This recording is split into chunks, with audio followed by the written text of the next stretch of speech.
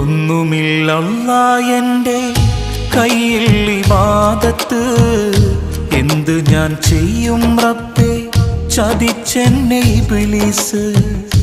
ഓർക്കുവാൻ വയ്യ റഹീമേ നിന്റെ അദാബ്, ഈ തൗബ സ്വീകരിച്ച് എന്നെ നീ നന്നാക്ക്, ജഹന്നമിൻ വിറകാക്കല്ലേ അല്ലാ.